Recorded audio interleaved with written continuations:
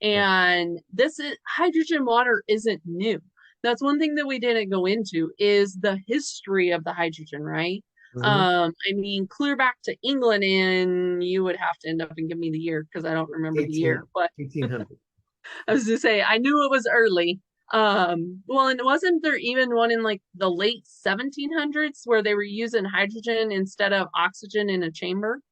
That was 1975, 1978 in the US. They were using hydrogen hyperbaric chamber for cancer tumors. But Dr. Anthony Carlisle in 1800 discovered water electrolysis. But the reason he was doing that was to harvest hydrogen gas because 2 years earlier, he learned that hydrogen was an antioxidant when he was at a conference in 1798. So I understand that this is goes back a long time.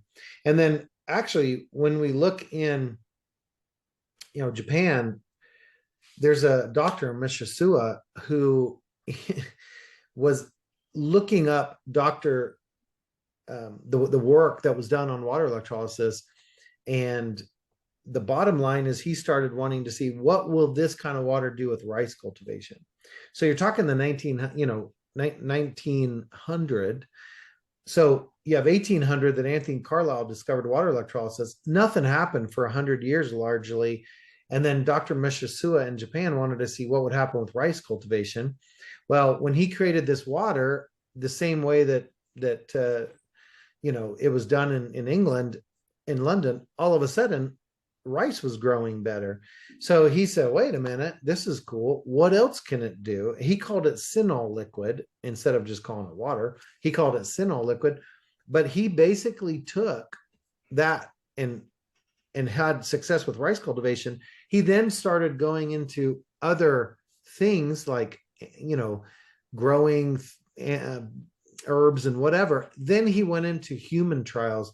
And in 1950 to 1965, so 1930, he started on all of his trials. By 1950, he was doing human trials.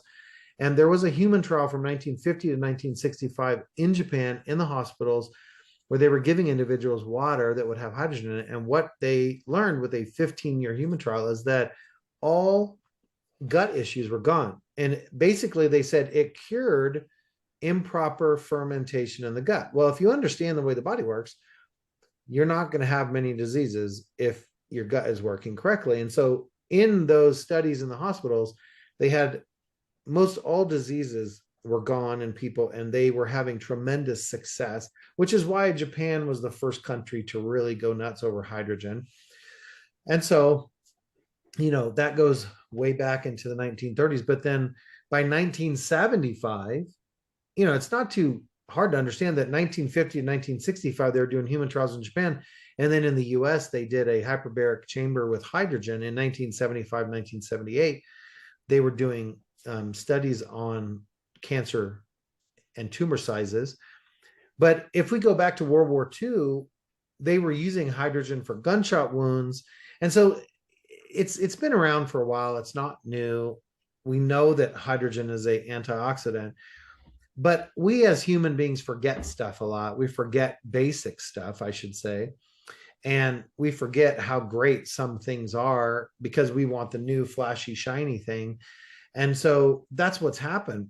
Well, now we have 1,250 studies, 3,000 articles, 200 disease models that since really 2009, the research started going crazy. And the reason being is because Nature Medicine published a study that hydrogen was a selective antioxidant and that it only reached and reacted with cytotoxic oxygen radicals, not radicals that had a physiological role. So this is when you saw the research kind of boom in that 2008, 2009. And again, we went from very little studies to many studies being published per year for many, many years. And so that's where we are today. And we still have studies being published on many different topics pretty often. Was that the nature medicine study that you're referring to? Yeah. Yeah. Yeah. Nature Medicine.